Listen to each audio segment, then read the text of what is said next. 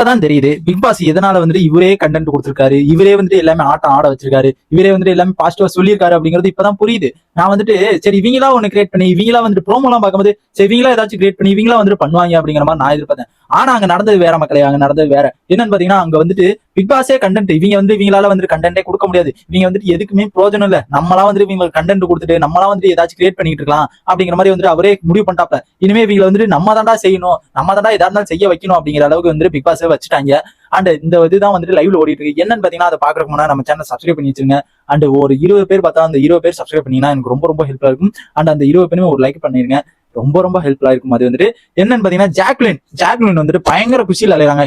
என்னன்னு பாத்தீங்கன்னா நான் எப்படி சார் மாரல் டீச்சரா இருக்காங்க ஓகேங்களா, மாரல் டீச்சரா இருக்கும்போது நம்ம ப்ரோமோல பார்க்கும்போது வந்துட்டு வச்சு செய்யறாங்க எல்லாத்தையுமே பிரின்னு பிரிச்சிருக்கீங்க. சரி இவங்களா ஏதாச்சும் யோசிச்சிருப்பாங்க, இவங்களா ஏதாச்சும் வந்து கண்டென்ட் பண்றக்காண்டி இதெல்லாம் யோசிச்சிருப்பாங்க அப்படிங்கிற மாதிரி நான் எதிர்பார்த்தேன். பட் அங்க நடந்தது வேற. லைவ்ல வந்ததுக்கு அப்புறம் தான் தெரியுது இது வந்துட்டு பிக் பாஸா கொடுத்த ட்விஸ்ட் மாதிரி. என்னன்னு பாத்தீங்கன்னா நீங்க வந்துட்டு இன்னைக்கான டாபிக் வந்துட்டு மாரல் தான், இன்னைக்கு டாபிக் மாரல் தான். ஆனா அவங்க வந்துட்டு என்ன பண்ணணும்னா நீங்க வந்துட்டு ஒவ்வொன்னா பிரிச்சு சொல்லணும். எப்படின்னா ஒரு ஆளுக்கு வந்துட்டு உங்களை பத்தி நல்லதா இருந்தாலும் சரி கெட்டதா இருந்தாலும் சரி நீ இப்படி மாத்திக்கணும், நீ இப்படி இருக்கணும் அப்படிங்கிறது பிராங்கா தெளிவா சொல்லு அப்படிங்கிற மாதிரி வந்துட்டு பிக் பாஸ் வந்து பெரிய போடா போட்டு விட்டுறாங்க.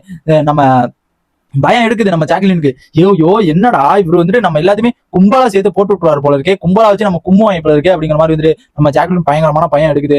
இவங்க வந்துட்டு பிக் பாஸ் வந்துட்டு பிக் பாஸ் என்ன நினைக்கிறாருன்னா இவர் ஆரம்பத்துல ஜாக்லின் எடுத்தப்பே நான் நினைச்சேன் ஓகேங்களா, ஜாக்லின் வந்துட்டு பயங்கரமான ஃபைட்டரு. ஏன்னா மாரல் சொல்லி கொடுக்கும்போது இவங்களும் ஏதாச்சும் கோல்மால் பண்ணுவாங்க, அங்க ஏதாச்சும் இங்க ஒரு சண்டை வரும், அந்த மாதிரி ஒரு கிரியேட் பண்ணுவாங்க அப்படிங்கிற மாதிரி வந்துட்டு நான் எதிர்பார்த்தேன். ஆனா நேற்று ஃபுல்லா பார்க்கும் போதுலாம் வந்துட்டு சுத்தமா அங்க கண்டென்ட்டே இல்ல.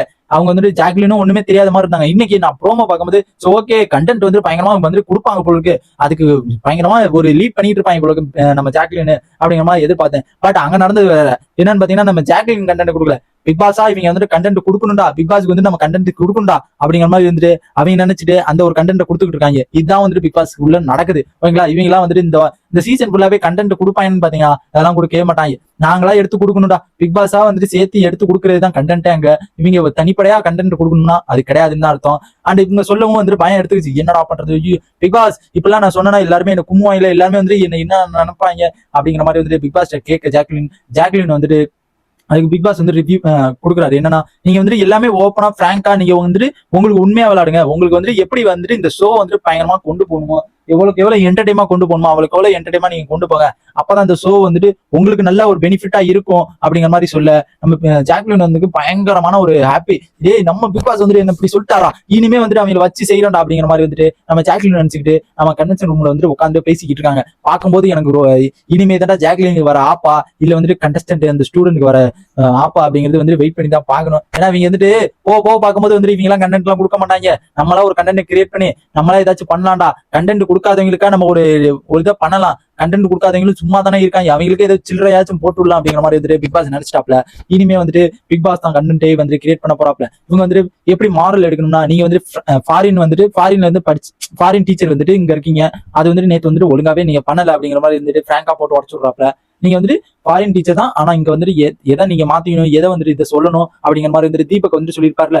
என்ன சொல்லியிருப்பாருன்னு பாத்தீங்கன்னா நீங்க வந்துட்டு என்ன பண்றீங்கன்னா நமக்கு தெரிஞ்ச விஷயம் எல்லாத்துக்கும் தெரியணுங்கிற அவசியம் இல்லை அப்படிங்கிற மாதிரி வந்துட்டு பிராங்கா சுத்தி உடச்சு விட்டுறாப்ல.